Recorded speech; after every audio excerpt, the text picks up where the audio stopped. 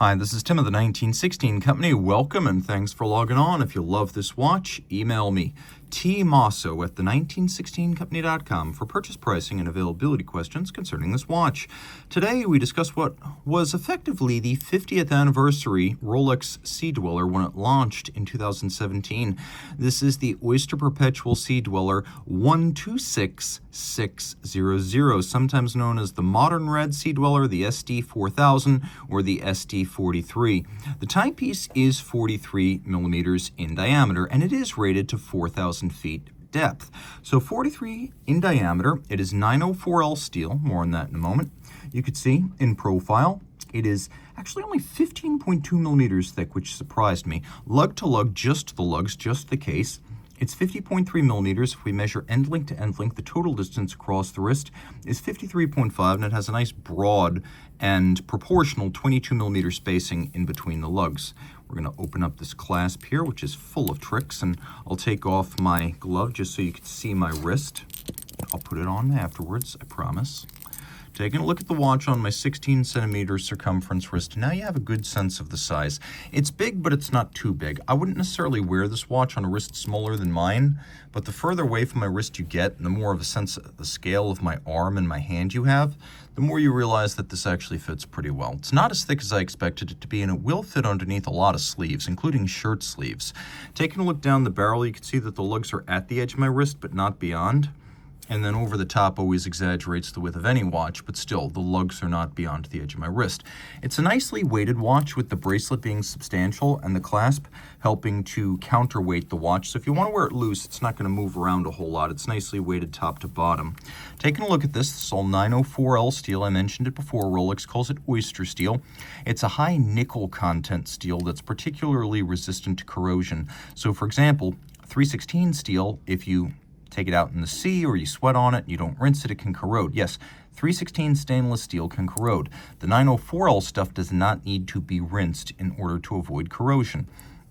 Oyster bracelet, solid end links, solid center links. You can see the case flanks and the link flanks are polished. Everything else is set, and we have a conforming end link to cleanly mate it to the case and then taper down towards the clasp. You can see we have several removable links fixed by screws, allowing you to fine-tune the fit yourself. Now, we've also got a clasp that features two different extension systems. One is glide lock, which is 20 millimeters of tool-free adjustment, and then you can see that's incremental, so you can fine-tune the fit. And then we have the flip lock. So we have glide lock and flip lock.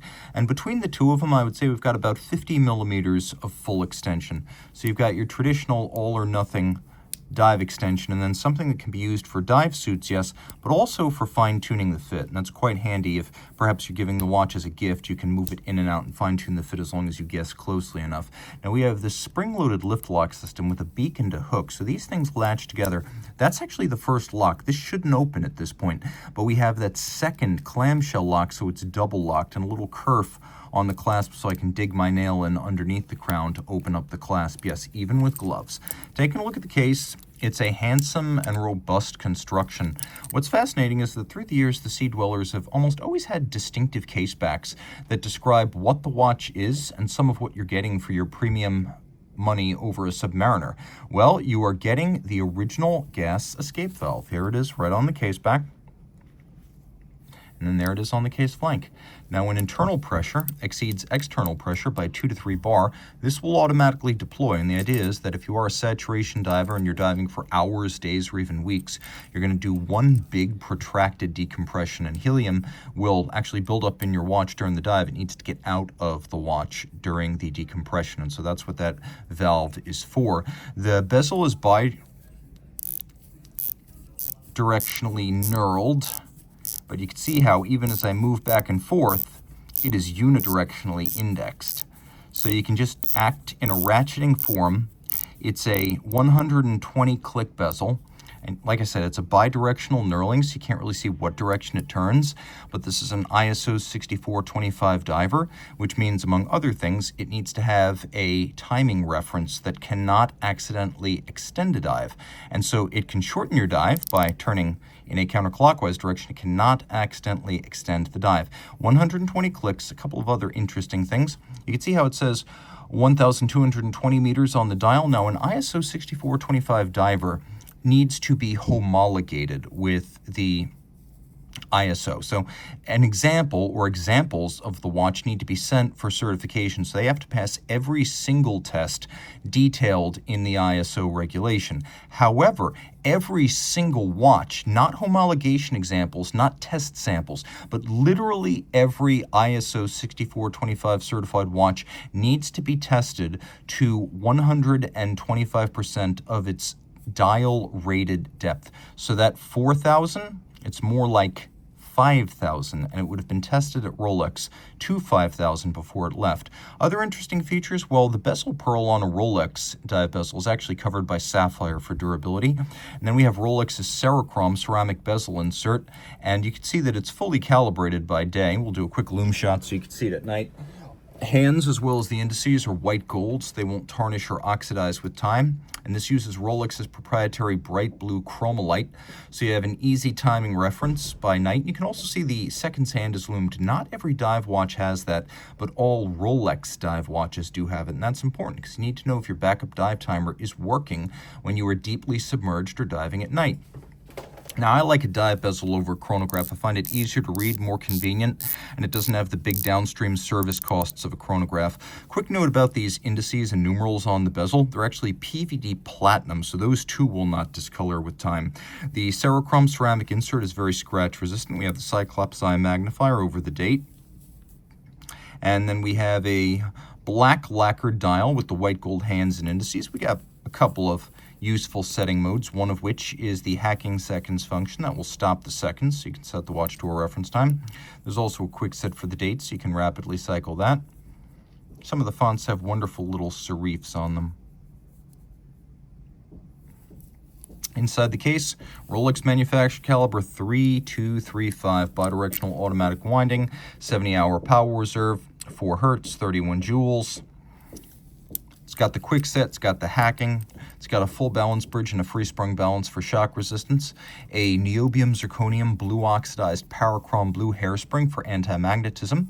That hairspring has a Breguet overcoil profile, so the watch will keep consistent position timing through every orientation. It will not be affected by the ravages of gravity.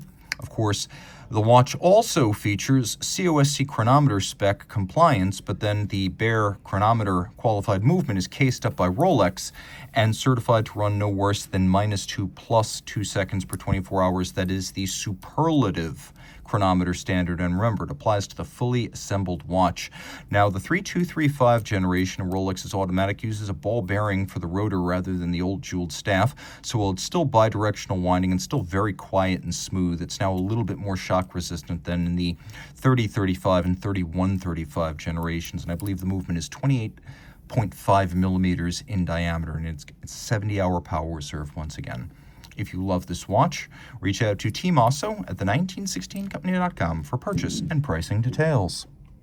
Rolex Certified Pre-Owned watches are backed and authenticated by Rolex. Should any reconditioning be necessary, it will be to a Rolex Certified standard, and any parts invested Rolex Factory Original. Should the initial retail box, paper, and accessory set still accompany the watch, it will be included with the sale. But no matter what, a Certified Pre-Owned box and paper set starts with an outer box, a leatherette travel pouch with suede lining, a warranty card that embodies the 2-year globally valid Rolex-backed warranty. Note, this is not a retail warranty, but backed by Rolex and actionable at any of its authorized points of sales and service. A leatherette wallet includes the warranty terms and conditions manual. A holographic hang tag marks this as a certified pre-owned Rolex watch, and a manual details Rolex's values as a company, the certified pre-owned program, care, feeding, service, and use of your Rolex, locations of points of sales and service, and details of Rolex.com. Rolex certified pre-owned watches are backed only by Rolex.